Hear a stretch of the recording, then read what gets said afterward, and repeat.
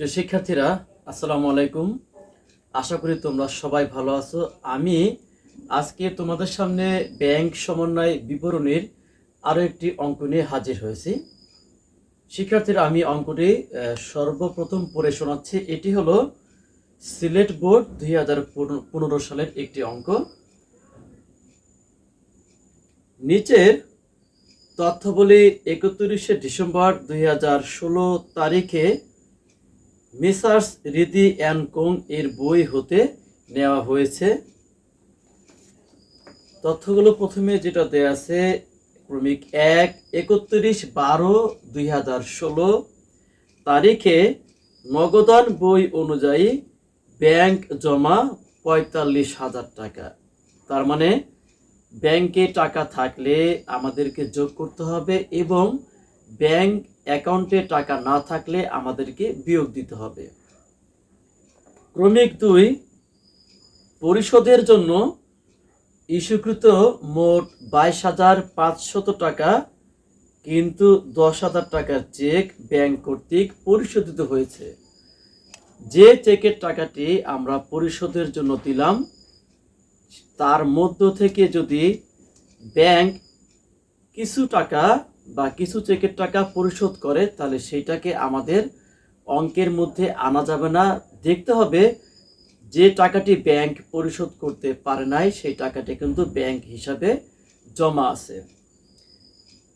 আদায়ের জন্য 12,500 টাকার একখানি চেক ব্যাংকে জমা হয়েছে, কিন্তু ব্যাংক কর্তৃক আদায় হয়েছে 3/1/2017 তারিখে। ব্যাংক কিন্তু চেকের টাকাটি আদায় করেছে বা আদায় করতে পেরেছে, কিন্তু নির্ধারিত সময়ের কিন্তু বাইরে।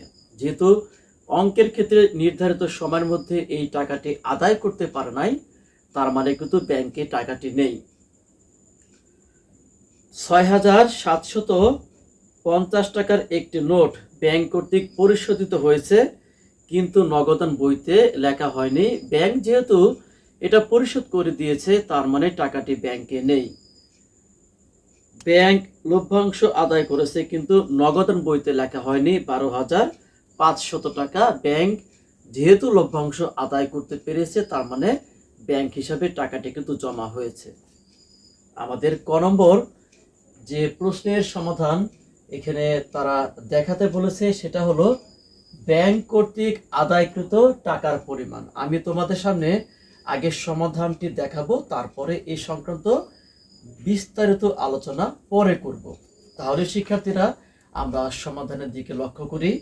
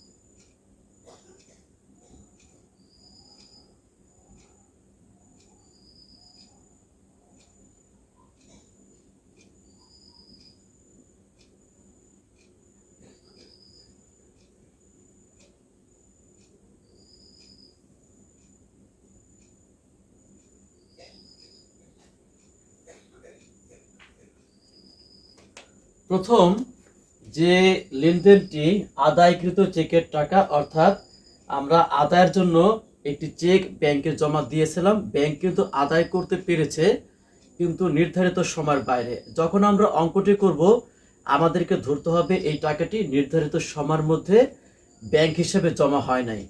কিন্তু আমাকে ক নম্বর করতে বলেছে ব্যাংক কর্তৃক আদায়কৃত টাকার পরিমাণ।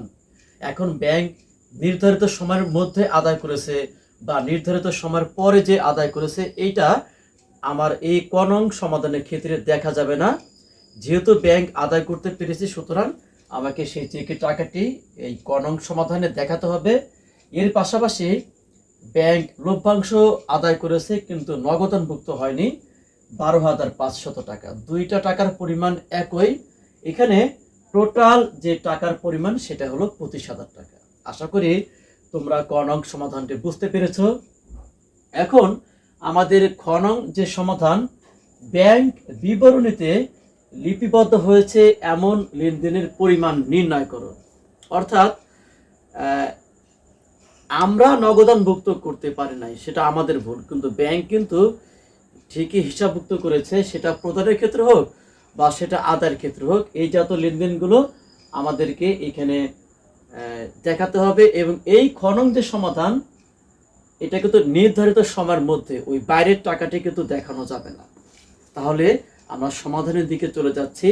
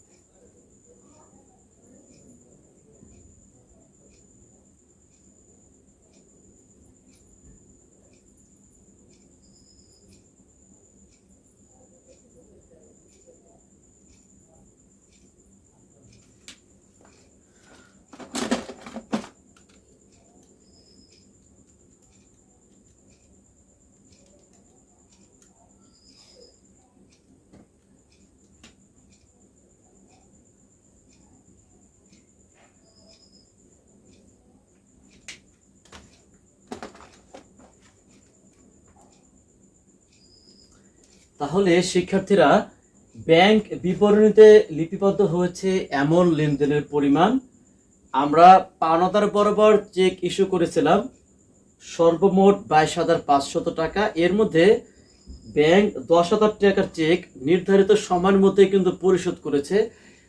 এখানে অবশ্যই ব্যাংক এই পরিশোধকৃত টাকাটি তার ব্যাংক যে বিবরণীতে লিপিবদ্ধ করেছে, এখানে 10,000 টাকা। আর ব্যাংক কর্তৃক প্রদেয় নোট পরিশোধ, এটা 6,750 টাকা। এটা আমরা নগদান বইতে লিখতে পারিনি, কিন্তু ব্যাংক কিন্তু ঠিকই সেটা তার পাস বইতে, মানে আমাদের যে পাস বই বা ব্যাংক বিবরণী, সেটা কিন্তু তিনি লিপিবদ্ধ করেছেন, যার ফলে এটা অ্যামাউন্ট হলো 6,750 টাকা। ব্যাংক কর্তৃক আদায়কৃত লভ্যাংশ 12,500 টাকা, এটা আমরা নগদানভুক্ত করি নাই। টোটাল টাকার পরিমাণ 29,250 টাকা। এখানে একটি বিষয় খেয়াল করতে হবে যে আদায়কৃত চেকের টাকা, আমরা যে চেকের টাকাটি আদায়ের জন্য জমা দিয়েছিলাম, সেই ব্যাংক কিন্তু আদায় করতে পেরেছে, কিন্তু সেটা কিন্তু নির্ধারিত সময়ের বাইরে। আর যেহেতু ব্যাংক বিবরণীতে লিপিবদ্ধ হয়েছে, এখন ব্যাংক কখন লিপিবদ্ধ করবে? ওই নির্ধারিত সময়ের মধ্যে। শুধুমাত্র এই কারণে এই টাকাটি কিন্তু আমাদেরকে খ নং সমাধানে দেখানো যাবে না। তাহলে 10,000, 6,750 এবং 12,500 টাকা নিয়ে টোটাল টাকার পরিমাণ 29,250 টাকা। আশা করি তোমরা খ নং সমাধানটি বুঝতে পেরেছ। এখন গ নং যে সমাধান, তারা আমাদেরকে একটি একক জের পদ্ধতিতে ব্যাংক সমন্বয় বিবরণী তৈরি করতে বলেছে। তাহলে শিক্ষার্থীরা, আমরা খ নং উত্তরটি মুছে দিয়ে এখন ব্যাংক সমন্বয় বিবরণীর সমাধানটি দেখাবো।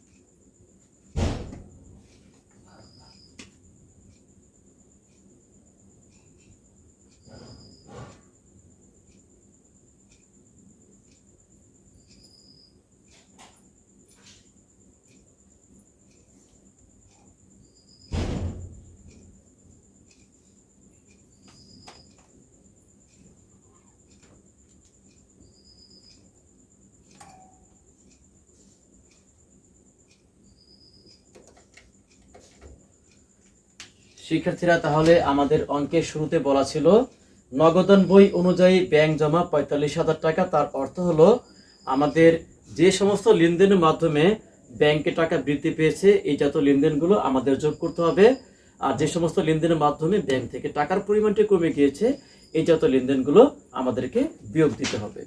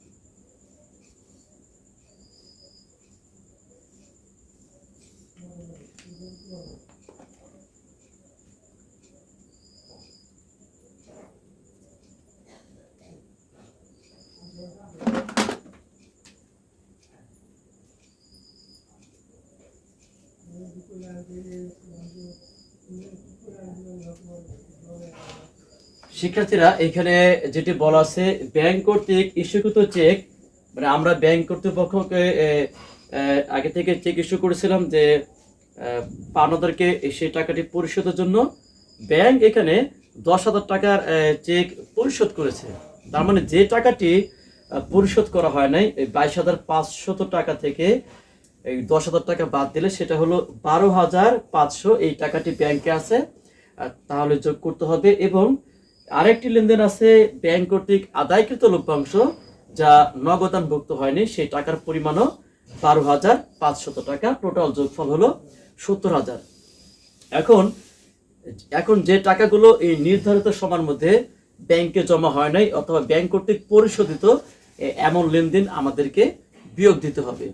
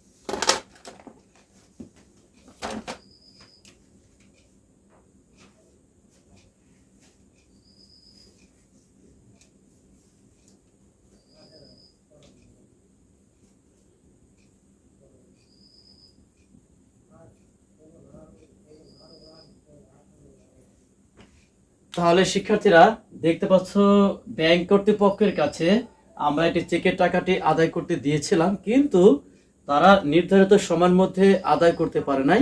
তার মানে এই টাকাটি কিন্তু ব্যাংকে নেই, পরে যোগ হবে। যে মাসে তারা আদায় করতে পেরেছে ওই মাসে যে আমি যোগ করব, কিন্তু আমার নির্ধারিত হিসাবকৃত মাসের মধ্যে যেহেতু আদায় করতে পারে নাই, এই টাকাটি ব্যাংকে নেই, যার ফলে এটা বিয়োগ দিতে হবে। আর ব্যাংক কর্তৃক প্রদায়কৃত মানে প্রদায় নোটের অর্থ পরিশোধ যা নগদানভুক্ত হয়নি, এই টাকার পরিমাণ ৬,৭৫০। টোটাল যোগফল ১৯,২৫০ বিয়োগ দেওয়ার পরে এখানে ৫০,৭৫০ টাকা। এই প্রথমে যে কথাটি বলা আছে এটার বিপরীত কথা লিখতে হবে। নগদের বই অনুযায়ী এখানে আমি লিখবো পাস বই অনুযায়ী, আর বাকি কথার কোনো পরিবর্তন হবে না। পাস বই অনুযায়ী ব্যাংক জমা ৫০,৭৫০ টাকা। আশা করি তোমরা অঙ্কটি বুঝতে পেরেছো। শিক্ষার্থীরা, আমি তোমাদের সামনে আগামীতে নতুন ভিডিও নিয়ে হাজির হব। আমার ফেসবুকে দুটি পেজ আছে, একটি কবির হোসেন এবং অপরটি হলো কবির অ্যাকাউন্টিং হোম। তো বর্তমানে আমার কবির হোসেন মূল পেজে আমি ভিডিও আপলোড করছি, কিন্তু কবির অ্যাকাউন্টিং হোম এই ফেসবুক পেজে আমি কোনো ভিডিও আপলোড করছি না। এবং ইউটিউবে আমার একটি চ্যানেল আছে কবির অ্যাকাউন্টিং হোম নামেই। আমার ফেসবুকের মূল পেজটি অবশ্যই তোমাদেরকে ফলো দেবার অনুরোধ জানাচ্ছি, এবং ইউটিউবের যে চ্যানেলটি সেটা সাবস্ক্রাইব করার জন্য তোমাদের প্রতি আমার অনুরোধ। শিক্ষার্থীরা, তোমাদের সকলের সুস্বাস্থ্য কামনা করছি। তোমরা সবাই ভালো থাকো। আল্লাহ হাফেজ।